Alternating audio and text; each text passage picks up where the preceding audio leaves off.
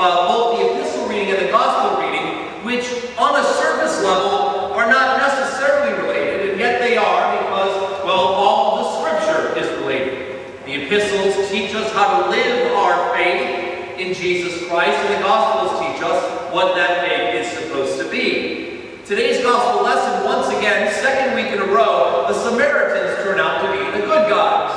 Last week we heard the story about the Good Samaritan and that wonderful story of the religious leadership of the day, seeing this man having been beaten by robbers passing by on the other side of the road. And we talked a little bit about how there was probably a religious angle to their righteousness, as well as their lack of concern, because being a priest and a Levite, their going up to Jerusalem meant that they were going there for religious responsibilities. They were to be able to offer sacrifices.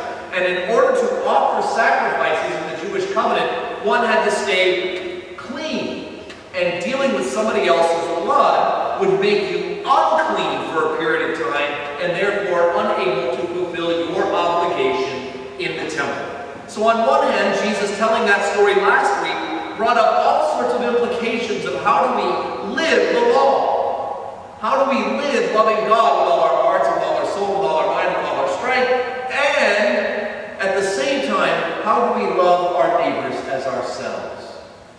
And of course, the Samaritan in the story, the one who is outside the covenant, the one who is considered a heretic, is the one who ends up doing the law. In other words, the idea that we are to love our neighbors. He's the one who proved neighbor to the injured man. Once again today, the Samaritan is the good guy in the story, the outsider, the outcast. And in fact, all 10 of the characters in this story are outcasts. They are lepers. And in the Jewish society, and in all ancient societies, those who had any sort of a skin ailment, a skin lesion of some type, was assumed that it was leprosy. And by, again, the same cleanliness laws, as well as fear of contagion to other people, it was the priest who made the decision that you were to be removed from the community and to go and live with the outcasts, with the lepers. So we hear at the beginning of today's story, Jesus is passing by. Once again, he's got his big crowds following him, wanting to hear this teaching that he's giving, perhaps wanting to be fed with bread or to see miracles happen, or perhaps have a miracle for themselves. And they encounter way off in the distance a group of lepers. They know better than to try to come here to a crowd for fear of greater punishment because they are unclean. But they call out from a distance, "Have mercy upon us." Their call, of course, includes healing, because that for them is the ultimate symbol of what mercy would be. And unlike the story a couple of weeks ago when our seminarian Alex Quick very quickly told us that Jesus performed a healing act by spitting and putting his fingers in ears and touching tongues, today's healing story has no physical touch whatsoever. As a matter of fact, in today's story, Jesus tells the lepers to go and show yourselves to the priest. He doesn't say your sins are forgiven. He doesn't say you are healed. He doesn't say just believe and all will be well. He tells them, go and show yourself to the priest.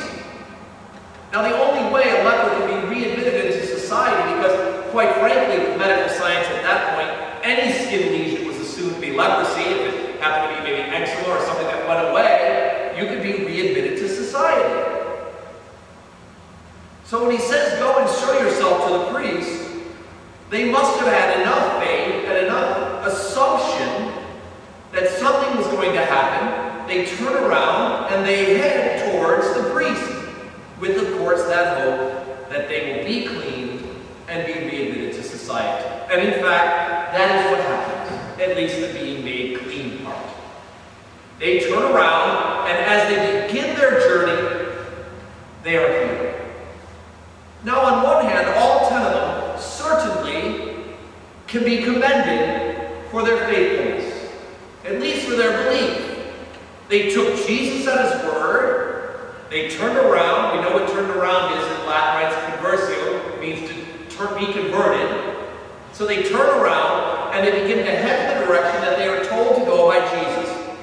Those are all great starting points for us, right? Is to listen to Jesus, to take his instruction, to turn and to go and to do what he says. And in that faithfulness, they receive their healing. Their leprosy is gone. Now we know that none of them now go through the remnants. They go right to the priest. We're not filling in the blanks, but 9 went one way and 1 turned back to Jesus. We're assuming the 9 went to keep the religious observance. And I'll tell you, I will assume the 10th person would later do the same thing in Samaritan. On the Samaritan priest, they received, so that he could be healed. But on Jesus' direction, the one turn around and worship God has that heartfelt thanksgiving that drops at Jesus' feet in order to worship him. Jesus, he's talking to his body of for to be in Jesus, God can be physical parts, but very covenant. One way to live a Christian life, incredibly amazing.